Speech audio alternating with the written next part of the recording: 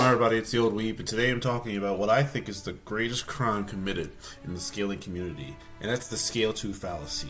And you might be wondering, what the heck is a Scale 2 fallacy? And it kind of seems like you're talking about the entire premise of power scaling. Yes, in a way, but not what you think. Here's what I mean. Scale 2 kind of makes it very lazy to actually break down a character's feats, lore, statements, whatever the combination of this character, what we're trying to figure out how exactly strong they are. But I'm talking about when you take another character's similar makeup, build, feats, and attach that to another character and say they scale to that character. That's lazy, that's dumb, let's get into it.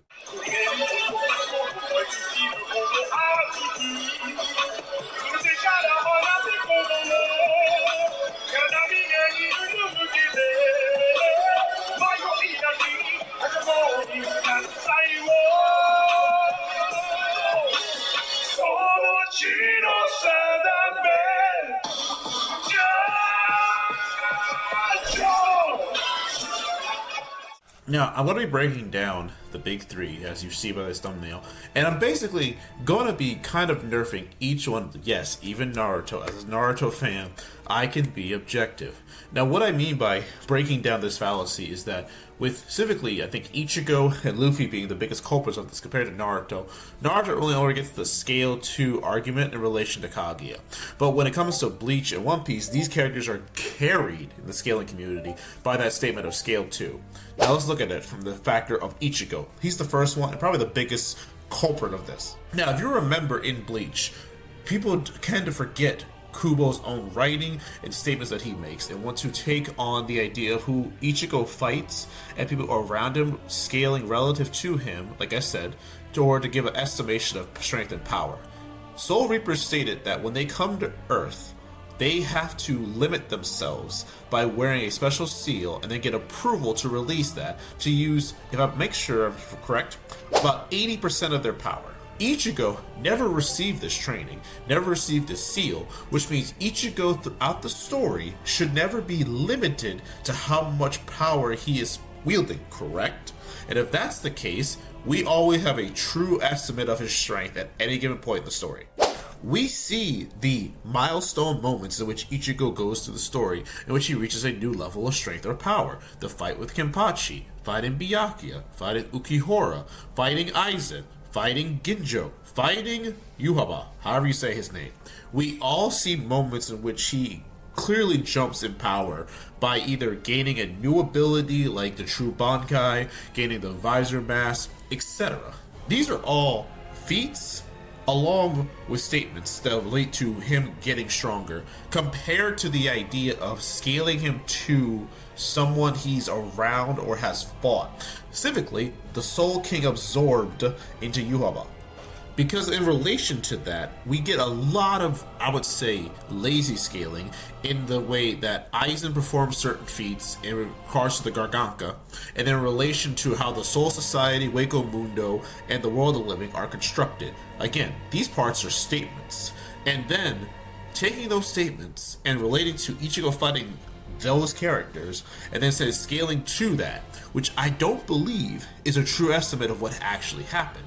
Because what actually happened, now with full context, Ichigo being a Quincy undermines a lot of his fights because of how Quincy powers interact with spiritual beings. It was stated exactly that the way Quincy's powers work is they're not recycling the spiritual energy, they're almost deleting it. So, if you were to surmise that Ichigo's Soul Reaper powers are always fused to his Quincy's, meaning even though he took till the 1,000-year blower arc to use the blue ability, there's no thing that proves he wasn't actively using his powers in the same way throughout the entirety of the series, which means he has a direct ability / counter to almost every being in his verse, because that's how it was stated that it works. Meaning when he fights all these people, he has a built-in hack against them. And I'm going to bring that up later when I talk to the Naruto part specifically, that when you have a hack, you will hear a lot in the scaling community that you do not scale to your hack, quote unquote. But in relation to Ichigo, when it comes to this story, we can say yes, he does, because it's directly proportional to his skills with his spiritual powers, as we see with Uryu when he is in the beginning of the series, midway through the series, and then he gets training again during the 1,000 Year Blood War arc. To our knowledge, his powers and how they work did not change, just his understanding of them, which again relates to him not scaling to somebody else, but his actual feats and statements we get from that character and his growth. Nothing involving relating him to like Ichigo or any of the other Gotei 13. Now you might think I'm just rambling here, but I'm not. I'm trying to get you to understand that this is the building blocks required to objectively put someone at a certain level based on the material given, as opposed to estimating in relation to statements. And that might sound, again, confusing. But what I'm saying is that Ichigo did this, he got to this point, he is this strong. Uryu did this, got to this point, understood his power, got this strong. But in relation to Ichigo versus Aizen versus Yhwach, there is no clear dichotomy that shows that he is at their level, other than the idea that he damaged them, he fought them, he scales to them, which doesn't work when you look at the way the Bleach universe is inconsistent with how you're scaling, quote, to a character. And I brought this up in a previous video of mine. When Ichigo fought Kenpachi, there is nothing tangible that shows he had a growth in strength. No training, no nothing. He just suddenly managed to hurt Kenpachi despite not having the ability to hurt him within the span of 5 or 10 minutes. So, are you trying to tell me that in that small window of a fight, Ichigo somehow risen to a level to be on par with Kenpachi? Because, as Kenpachi stated himself, you must be equal to or superior to someone else in the world of Bleach to harm them, or you literally do nothing to them. And we even saw this with Aizen several times. And then in relation to I would say the biggest culprit which leads to this is the fight with Yhwach and just all his feats and shenanigans. I'm not going to question what he can do. We see what he can do. It's clearly documented, not just purely statements. We see what he did involving the absorption of the Soul King, the way he was affecting the world of the living, the Soul Society, all of it by simply existing the Almighty. No debate on how his abilities and powers work. But in relation to Ichigo fighting him, that's not a scale 2, because if you guys remember correctly, and I'm pretty sure no one's debunked this or brought this up, Quincy's are human. Quincy's are still human beings, which means that a human being was superior to all of the Gotei 13, the Squad Zero, the Soul King, by what metric? What gives him that?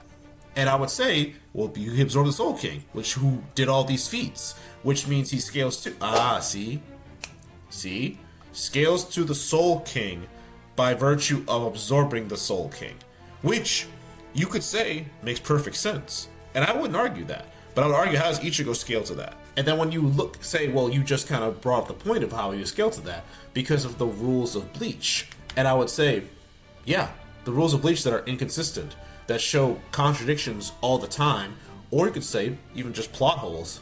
Like I brought this up before in a previous video. Ichigo just watched Momo get jumped by like 6 or 7 people and just said nothing. I don't think Ichigo had done that. Kenpachi versus Ichigo, he just suddenly managed to overpower him despite being already weaker than him, as stated.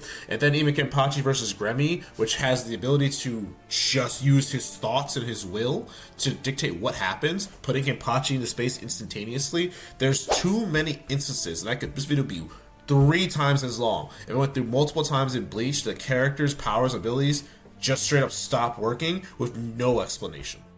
Now, that is for Bleach. We can get into that one later, but I'm just going to go over to One Piece. Now, One Piece scaling, for the most part, comes to like 3 major issues.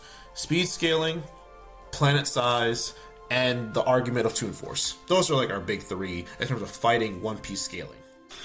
I get it that the One Piece world is bigger than Earth. So people try to surmise that based on, gravity, to proportion to the size of characters, the ocean waves. We're doing a lot of physics math, which is fine to me. I can understand that you want to use real world physics in relation to what their feats are.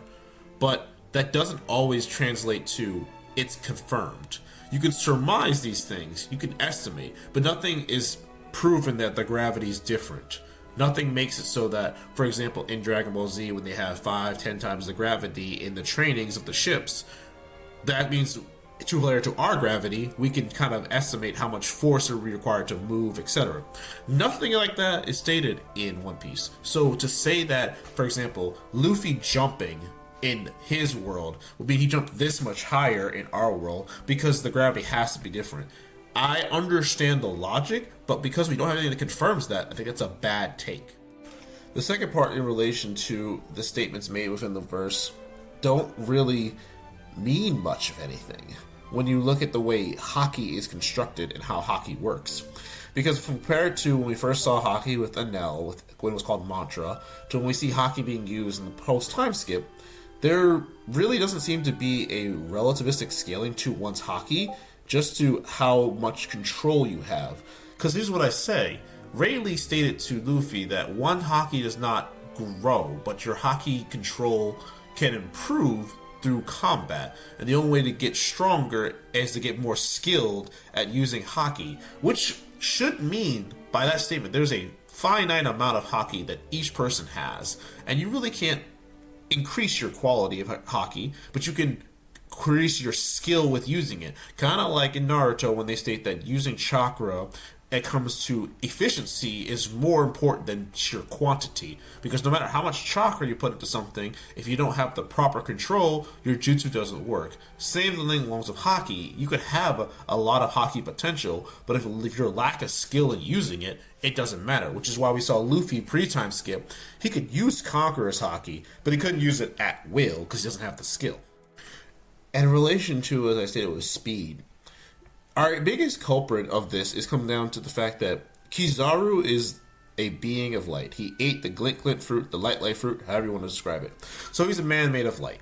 And we see him zipping around, both post-time skip, pre-time skip, egghead. We've seen what he can do and how he fights in relation to the other characters. To say that someone is faster than light in One Piece, to me, comes down to Kizaru. Kizaru is the metric. If you can run past, speed, blitz, etc. with him, then you have to be faster than light. That's just a basic understanding. The problem is that we have a lot of inconsistencies in which how one fights Kizaru, and when you factor in that hockey has observation hockey, future sight, this changes the speed scaling. Because precognition, does that scale to your speed? I want you to think about that for a moment. Let's talk about it. Because if you do scale to your precognition in relation to your speed, then if any character has observation hockey, they can, in theory, dodge Kizaru. Because if you scale to your hockey observation / speed, that means no matter what, if you have future sight and you know Kizaru is going to hit you in 2 seconds and you proceed to dodge him, does that make you now faster than light? Does it? Does it really? Because that's very bad scaling. Because if you have a preemptive knowledge of something going to happen, that doesn't mean you necessarily scale to the attack itself compared to getting blitzed. Your eyes may be quick enough to stay one step ahead of me, but if your body cannot keep up, what good does it do you? And I used like 2 examples from the Egghead arc. One being when Luffy fought Lucci and when Luffy came to save the group from Kizaru after their first fight. Luffy should have been able to stop Lucci from stabbing Sentomaru. Because if Luffy is at this level of speed, on top of observation hockey, on top of being in gear 5th, it makes no sense. He should have easily been able to sense him and stop him. The second part is that when it comes to Luffy coming back and getting the grab on Kizaru and surprising him, he wasn't focusing. His hockey wasn't active. So, which is consistent with what we just saw with Luffy and Sentomaru. Which means that even if you want to say both these characters are fast and light, massive fast and light, etc., it doesn't mean they can't be surprised or just straight up ambushed if they're not paying attention. Because their senses aren't on high alert all the time. And when in relation to what I just said about scaling to precognition, then I don't want to hear anybody debunking or downplaying Naruto dodging the Light Fang, because he had precognition as well with the Sage of 6 Path senses. He still had to move in relation to that. So Either they scale to their precog or they don't. You decide what metric you want to go by, but let's be consistent. Even if you can read them, you still cannot stop them. You are too slow.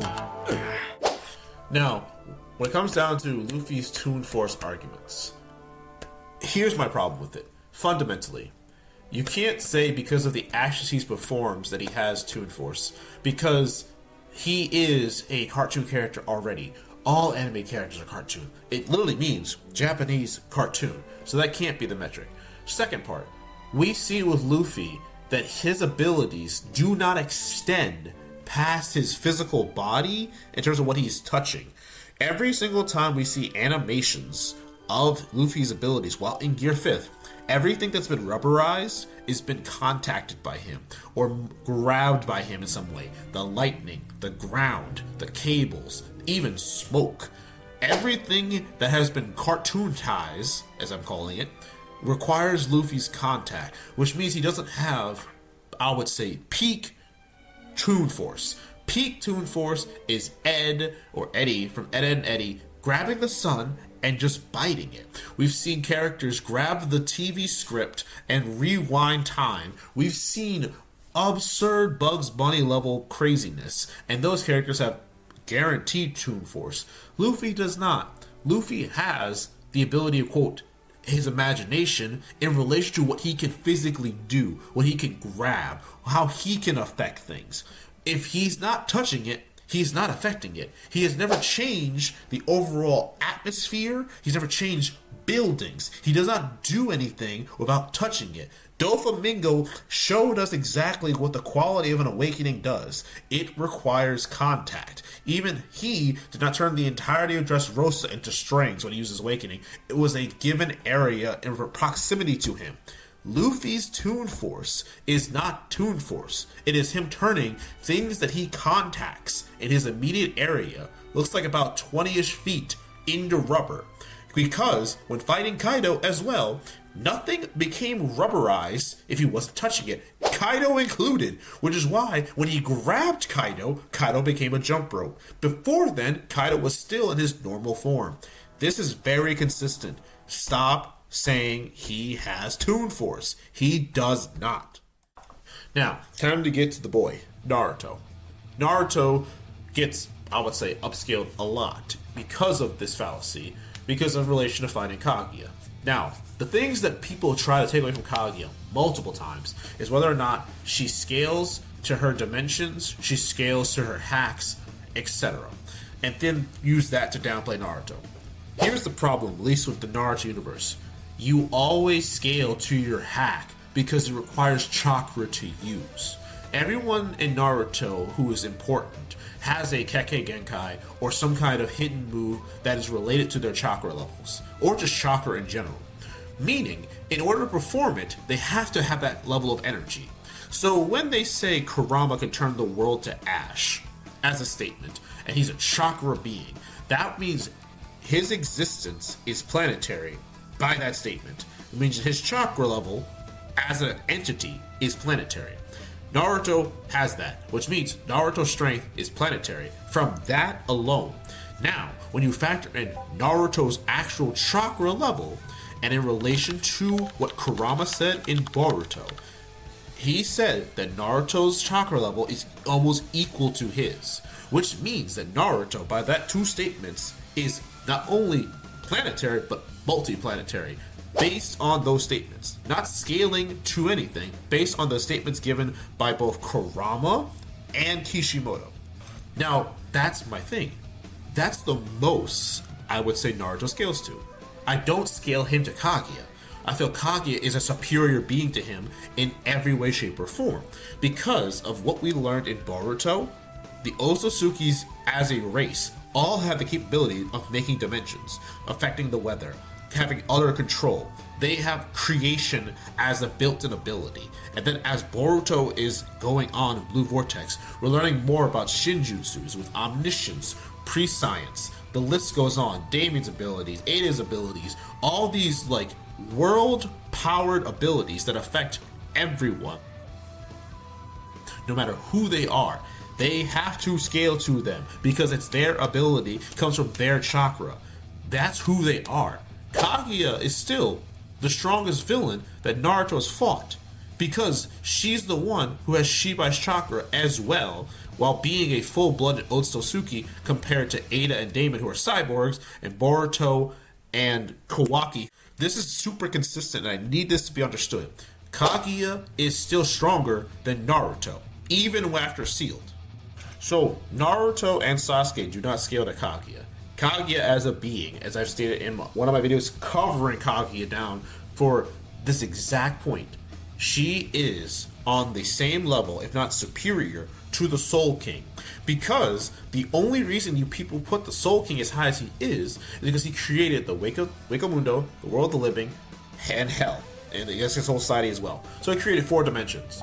She's created 6 dimensions.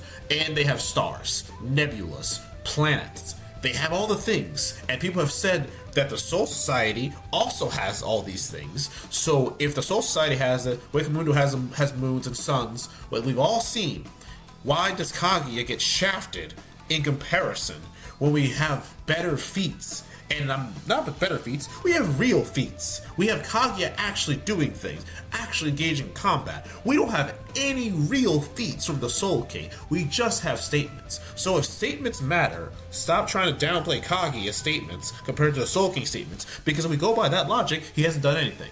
He just hasn't. Either statements matter or they don't.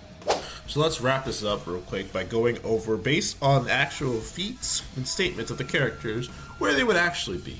Where's Ichigo? Well, I would say Ichigo at best is country level. I would push continental, because in relation to what he's actually done in his feats, he hasn't done anything to threaten the world. Ever. He just hasn't. So I can't put him on planetary, because his feats don't back it up. Luffy, he would be country level, because in relation to his fight with Kaido and punching Ogashina and his threat level to that area, easily. Nothing else beats that, because the only planetary being we've seen in One Piece was Whitebeard, because of how the Quake fruit works. And then with Naruto, as I just stated about 2 or 3 minutes ago, the statement of chakra scaling to the user, because of the quality and amount of chakra, Naruto was planetary before he even had the Nine Tails. So with the Nine Tails, multi-planetary. He's not gonna get to like galaxy, universal, blah blah blah, because he's not scaling to Kaguya. None of these characters scale to another character they beat. They scale based on their feats and statements that are backed up by said feats. So, hopefully now, we will stop engaging in this malarkey when it comes to scaling the big 3. Thank you for your time. Don't forget to like and subscribe. I have a Discord. If you want to debate me, it's going to be linked in the description. GG's, guys. Stop what you're doing and listen.